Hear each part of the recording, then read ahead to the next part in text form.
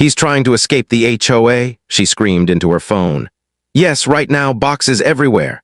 Red and blue lights flooded my driveway, 5 police cars, not 1, 5. An officer told me to put the box down slowly, as if I were holding something dangerous. Across the lawn stood Karen, HOA president, clipboard tucked under her arm, sunglasses on, smiling like this was the highlight of her week. That's me, the suspect, standing in my own driveway, moving out of my own house. If you've ever dealt with an HOA Karen who thinks she runs the neighborhood, hit like right now, because this one goes off the rails fast. Karen thought she'd finally caught me breaking free. What she didn't know was I wasn't leaving.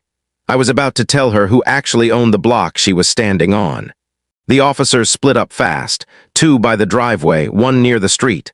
One is talking to Karen. She was pointing at me like I'd committed a felony. He's violating HOA code, she said. You can't just leave without approval. One officer turned to me. Sir, are you being evicted? No, I said, I'm moving. Do you own the property? Yes, Karen cut in immediately. That's not the point. The officer raised a hand. Ma'am, it kind of is. She tightened her grip on that clipboard like it was a life raft. I stayed quiet, let her talk. People like Karen always overplay their hand when they think they have an audience. Another officer checked his tablet. No warrants, no complaints, no violations meant anything outside her little rule book. This is a civil issue, he said. We're not getting involved. Karen's face twitched just for a second. If you've ever had someone try to use rules instead of reason, comment I see it, I said to the camera later. Because this is exactly how it starts. The officers handed Karen back her paperwork and walked off. She didn't move. Neither did I. That's when she leaned in and made the threat that changed everything. The last police car pulled away. Karen waited until the lights were gone, then she stepped closer. You think this is over, she said, her voice dropped, calm, sharp. You don't move without HOA approval. I met her eyes. Didn't raise my voice, didn't argue. Watch me. That's when she smiled, not a friendly smile, the kind that says I have leverage you don't see yet. I'll find you, she said. Daily, I'll leave in the house. I'll make sure you regret this. Neighbors were watching now and pretending not to, curtains twitching, doors barely cracked. I nodded once. Do what you need to do. That threw her off. She expected panic, pushback, begging. Instead, I picked the box back up and kept walking.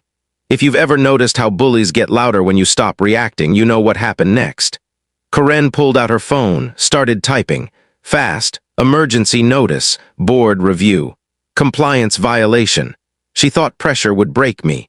She had no idea I'd already stopped playing her game. Because while Karen was writing fines, I was already planning my next move. The notice hit my door before sunset, bright paper, bold font. Violation stamped across the top like a conviction.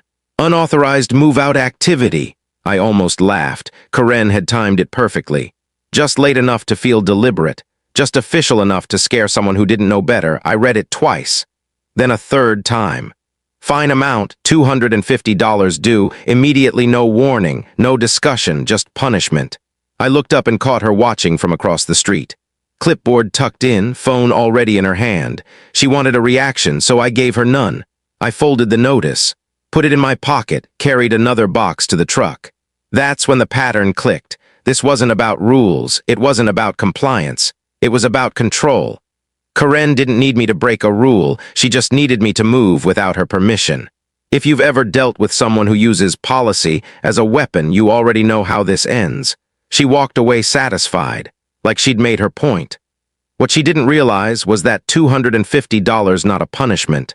It was data, and that fine showed me exactly how her power really worked. The next notice wasn't about moving, it was about a box, one box I'd left by the curb for less than 10 minutes. Visual clutter, Karen wrote. Devalues community standards. Fine, $400. That's when I felt it.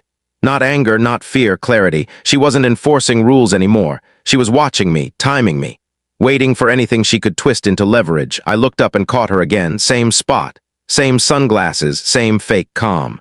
She nodded once, like we were playing chess and she thought she'd just taken my queen. I paid the fine, not because I agreed, because I wanted the receipt, every date, every amount, every rule she cited. If you've ever dealt with someone who thinks pressure equals power, here's the truth. They don't know. Pressure only works if the other person panics. I didn't panic, I organized. Karen thought she was breaking me down. What she was really doing, she was teaching me exactly how her system worked. And once you understand the system, you stop being afraid of it. That night I stopped unpacking. I sat at the kitchen table with the notices spread out in front of me like evidence. Dates, sections, signatures. Karen loved paperwork. People like her always do.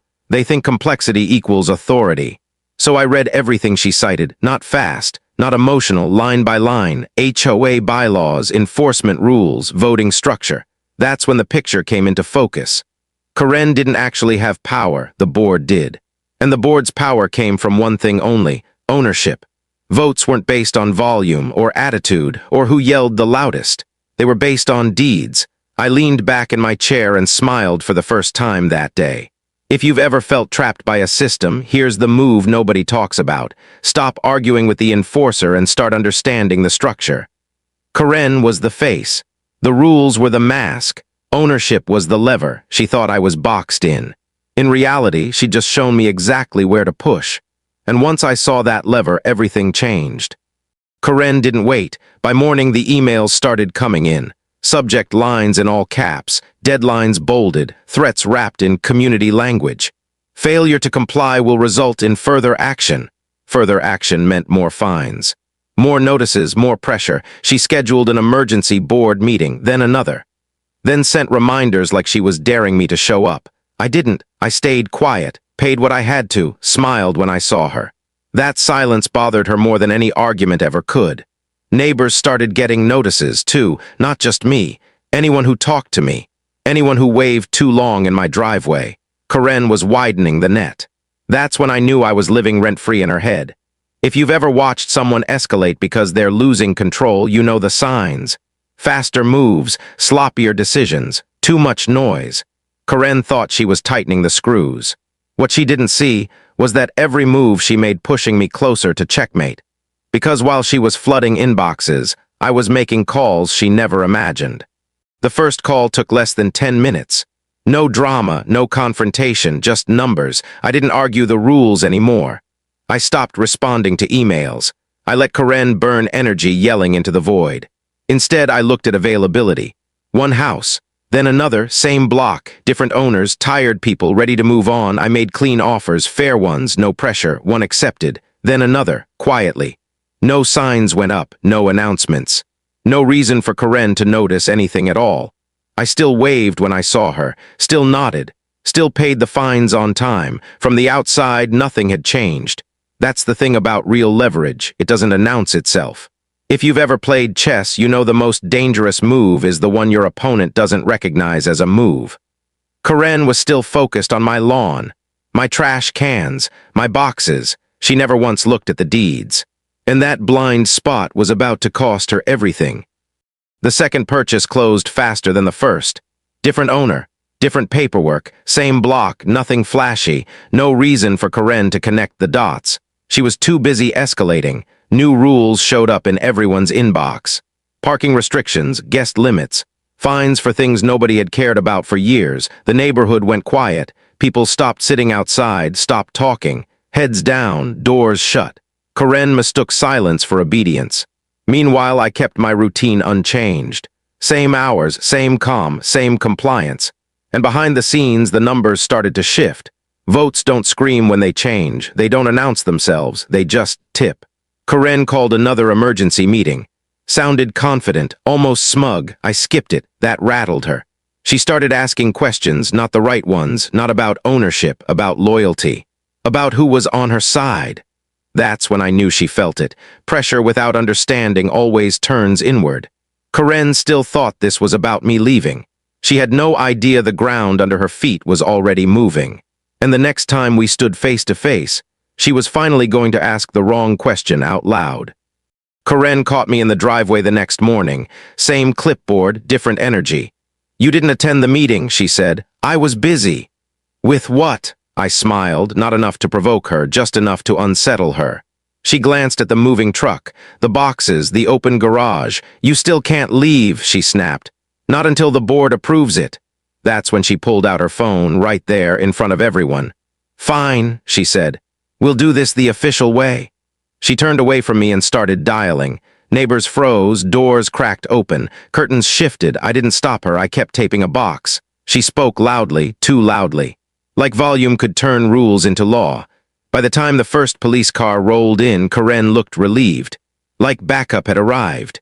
The officer stepped out and asked the same question as before. "Sir, do you own this property?" "Yes," I said. Karen cut in again. "That's not the issue." The officer paused, looked at her, then at me.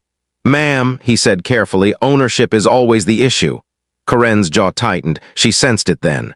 Something was wrong. She just didn't know what. That's when she finally asked the question she should have asked weeks ago.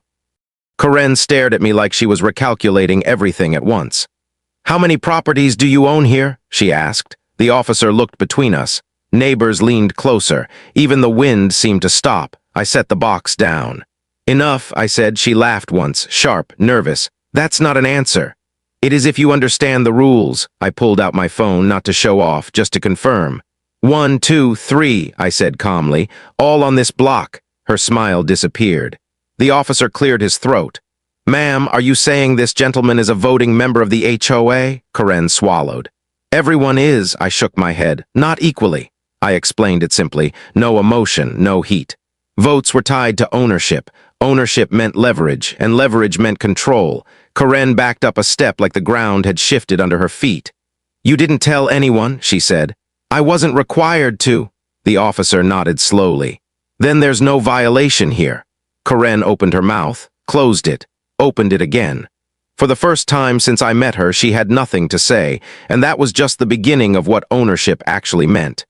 Karen didn't argue anymore. She couldn't. The board meeting she'd been threatening for weeks finally happened. This time I attended. Same room, same table, different balance. Karen opened the meeting with her usual speech about community standards. Her voice sounded smaller now, less certain. When voting started, the math spoke louder than she ever had. One motion passed, then another, then another. Fines reversed, enforcement paused, emergency powers revoked. Karen kept checking the numbers like they might change if she stared long enough. They didn't. By the end of the meeting, she wasn't running anything. She was just another homeowner with opinions and no leverage. Neighbors spoke up for the first time. Real voices, real concerns. The room felt lighter, like everyone could breathe again. Karen packed up her clipboard without looking at anyone. I didn't celebrate, I didn't smile. This wasn't about winning, it was about balance. But the real lesson didn't hit me until the neighborhood went quiet again. A week later, the neighborhood felt different. No emails, no notices on doors, no one is watching through the blinds. People started waving again, sitting outside, talking. That's when it hit me. Power doesn't have to be loud. It doesn't have to threaten. It just has to understand the system it's operating in. Karen didn't lose because she was cruel. She lost because she confused authority with control. And control never comes from yelling the rules. It comes from knowing where the rules actually lead. If you're dealing with someone like that right now, at work, in an HOA, anywhere, remember this. You don't beat systems by fighting them head-on. You learn them, you outgrow them. And when the moment comes, you step forward calmly and let the structure do the work. If this story hit close to home, like the video, subscribe, and drop your experience in the comments. You're not alone and you're not powerless.